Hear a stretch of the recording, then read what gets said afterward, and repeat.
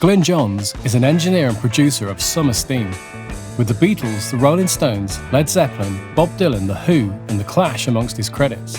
There is no doubt in his importance in the world of rock music production, so this is his incredible story and look at the key techniques and philosophies that shape some of the best records ever made.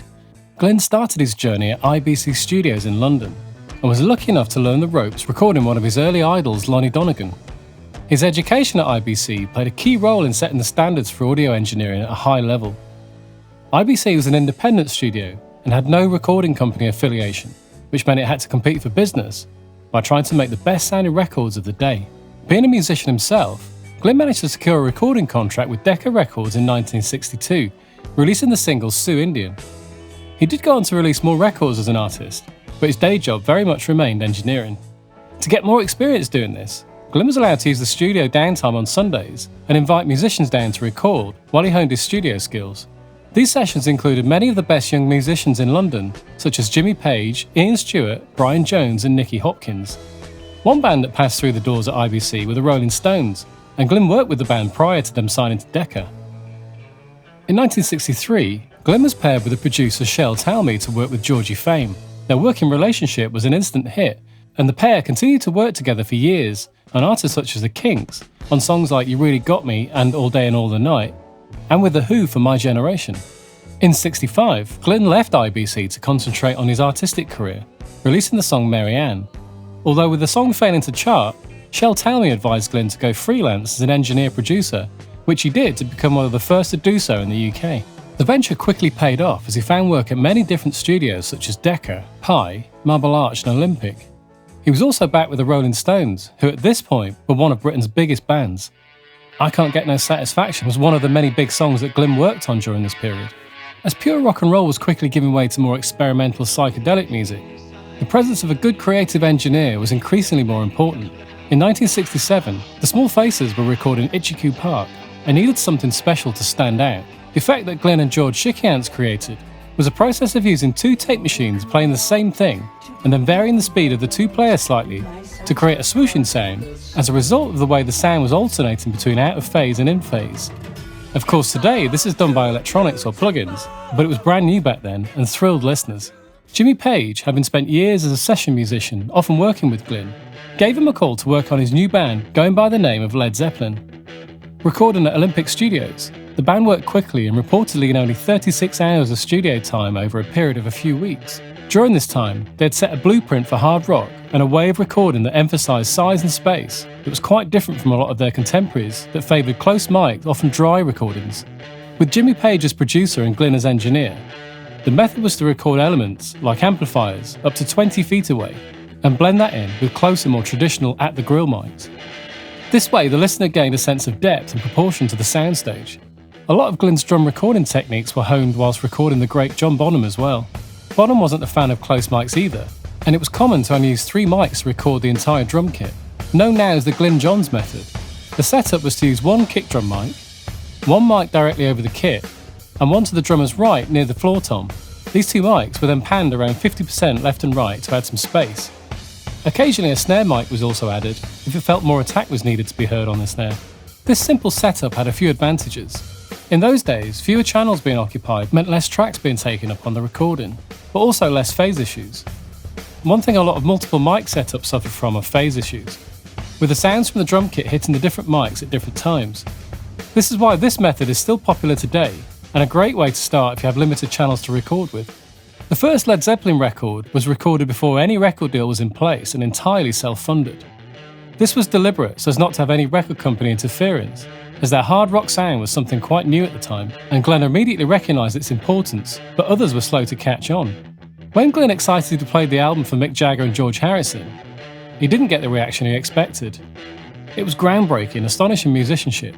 It had everything, and I was terribly proud of the sound. So when we were putting together the Rock and Roll Circus television special, I'm thinking we could get him on that. But Mick says he didn't get it. Not at all, and George was the same. He didn't know what was going on about. I wasn't disappointed, I didn't lose any sleep over it, but it was a bit of a shock. By this stage, Glyn was very much known to the biggest band of them all. Not them, these guys. It was Paul McCartney that called Glyn asking him to work on a TV special project that would become the Let It Be album. At first he thought it was a wind-up, but was thrilled to realise it was a serious offer.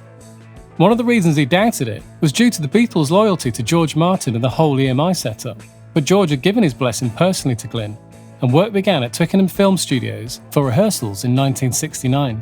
The setup of a live band playing in a room together was definitely Glyn's preferred way of recording. I've never lost the value of the musicians interacting with one another as they play. This can be very subtle, and invariably it's nothing more than a subconscious emotive reaction to what others are playing around you, with what you're contributing having the same effect on them. When a musician overdubs his or her part onto an existing track, this ceases to be a two-way interaction. The Let It Be project did have a lot of challenges and ended up being shelved for quite some time. Although in that period, Glyn had prepared his mixes for the album at the request of the band, although it was John who would later hand them over to Phil Spector, who in Glyn's opinion, and many others, completely ruined them. I was disappointed that Lennon got away with giving it to Spector, and even more disappointed with what Spector did to it. It has nothing to do with the Beatles at all. Let It Be is a bunch of garbage. He puked all over it. I've never listened to the whole thing. I've only listened to a few bars of some things and said, oh, forget it. It was ridiculous, disgustingly syrupy. The same year, Glyn also worked with the Rolling Stones again on Honky Tonk Woman and You Can't Always Get What You Want. He and Mick Jagger disagreed as to which song should be the A-side, and Eric Clapton, visiting the studio one night, was asked his opinion. After listening to both songs, he looked at Glyn like he had a screw loose and backed Mick's choice. Honky Tonk Woman went straight to #1 and remained there for some time. Speaking of Eric, Glyn shared a good example of the psychological elements a good producer needs to employ sometimes to get the best out of an artist's performance. It really depends on the individual. I was overdubbing Eric Clapton playing lead guitar on an instrumental called Peaches and Diesel. No one else around, just him and me. He was goofing around, he wasn't really giving it anything. Knowing Eric as I did, he's quite lazy. It's difficult to drag him into the studio and put a guitar in his hands and get him to play. So he's playing and it's not really going anywhere. So I deliberately ticked him off. I was really rude to him. And he played one of the most aggressive, astonishing solos, and it worked. So there's an example, not of making them relax, but the other side. It can work both ways. Glyn was back with The Who again in '71, recording their album Who's Next. Pete Townsend recalls working with Glyn in his autobiography. Glyn was my model of what a good producer should be, someone who guides the music and creates the right sound, and there was a great mutual respect and fondness between us. We were both perfectionists in the studio and worked quickly. It was his work as an engineer on the early Who sessions that made them sound so great. During this time, Glyn worked on just about every major artist you can think of: Procol Harum, Joe Cocker, The Move, and Bob Dylan and the band for the Live at the Isle of Wight festival album.